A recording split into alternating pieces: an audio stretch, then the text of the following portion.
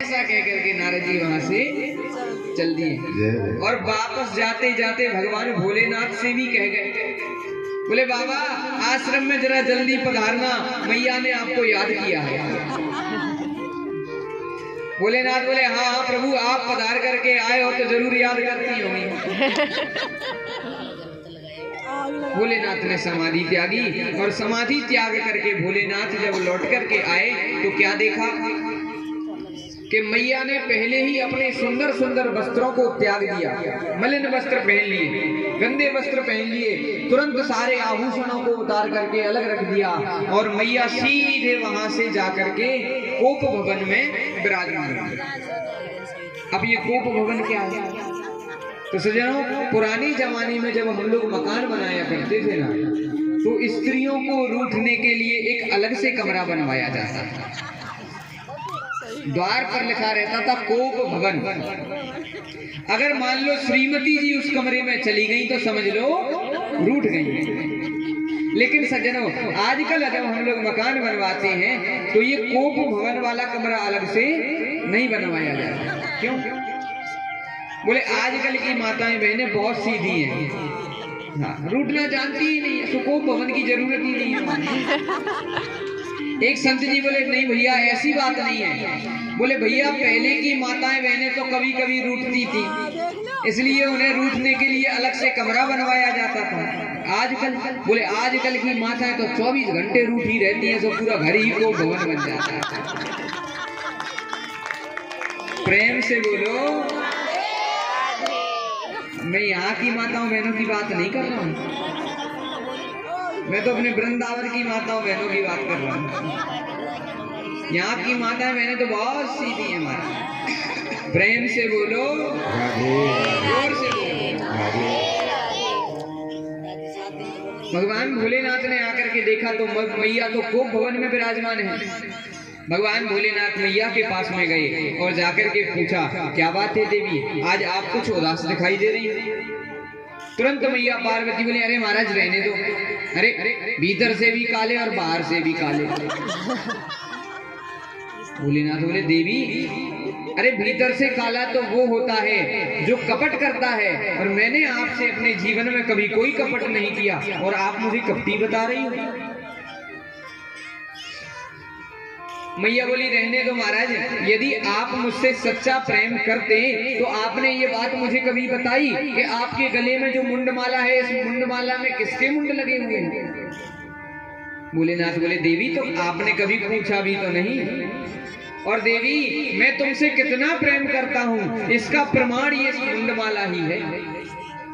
देवी इस मुंडमाला में किसी दूसरे के नहीं बल्कि आपके ही मुंड लगे हुए हैं। देवी मेरे जीवन में लीला के लिए आपने जितनी बार भी अपने देह का परित्याग किया, देह को बदला, तो मुझे आपकी याद बनी रहे, इसलिए आपके मरने के बाद में मैं आपके मुंड को इस माला में पिरो लेता हूँ। तो देवी ये आपके ही मुंड लगे। देवी हम तो तुम्हारे मरने के बाद में तुम्हारे गले को अपने गले में लटकाए घूम रहे हैं और तुम हमें कपटी बता रही हो। मैया बोली, राम राम राम, अरे आप तो महाकपटी निकले। भोलेनाथ बोले, वो कैसे? बोले प्रभु यदि आप मुझसे सच्चा प्रेम करते तो महाराज एक बात बताओ, यदि आप मुझसे सच्चा प्रेम करते तो आपने ऐसी कौन सी जड़ी बूटी खा रखी है, औषधि खा रखी है, जिससे आप तो कभी मरते नहीं और मुझे बार बार मरना पड़ता है? अगर आप मुझसे सच्चा प्रेम करते तो वो जड़ी बूटी, वो औषधि मुझे भी खिलाते, जिससे मुझे भी कभी नहीं मरना पड़ता। भोलेनाथ बोले, देवी हमने एक अद्भुत अमृत जिसका नाम है अमर कथा, उसका पान किया हुआ है, इसलिए देवी ना तो हमारा जन्म होता है और ना हमारी मृत्यु होती है। मैया बोली, तो प्रभु मुझे भी वो कथा सुनाई। जब बहुत ज्यादा हट की तो भगवान कथा सुनाने के लिए राजी हो गए और भगवान भोलेनाथ मैया को एक गुफा में लेकर के आए और अपने त्रिशूल को आदेश दिया, कहा जाओ कैलाश पर्वत से सभी जीवों को दूर हटा दो।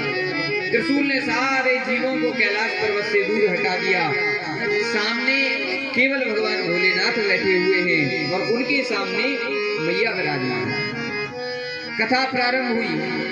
जिस समय कथा प्रारंभ हुई उस समय कैलाश पर्वत पर कोई नहीं है, केवल मैया पार्वती और भगवान भोलेनाथ। हाँ, व्यासपीठ के पीछे वो फूटा हुआ अंडा जरूर पड़ा हुआ है, वही तो सुखदेव जी महाराज थे। कथा प्रारंभ हुई। अब जैसे ही कथा प्रारंभ हुई तो सज्जनों, भोलेनाथ ने मैया से कहा, बोले देवी, हम तो कथा आंख बंद करके सुनाते हैं और आप कथा सुन रही हो या नहीं सुन रही हो, इस बात का पता हमें कैसे लगेगा? तो एक काम करना देवी, आप बीच बीच में ओम ओम बोलती जाना।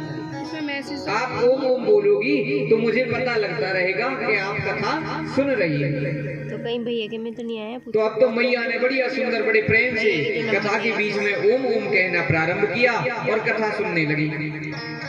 पहले दिन की कथा समाप्त हुई तो पहले दिन की कथा के प्रभाव से वो जो व्यासपीठ के पीछे फूटा हुआ अंडा पड़ा था वो जुड़ गया, वो साबुत हो गया और उसमें जीव का प्रादुर्भाव हो गया। दूसरे दिन की कथा के प्रभाव से वो अंडा फूट गया, उसमें से एक सुंदर सा सुख पक्षी निकला और वो बड़े प्रेम से भगवान की कथा सुन रहा है। तीसरे दिन की कथा सुनी।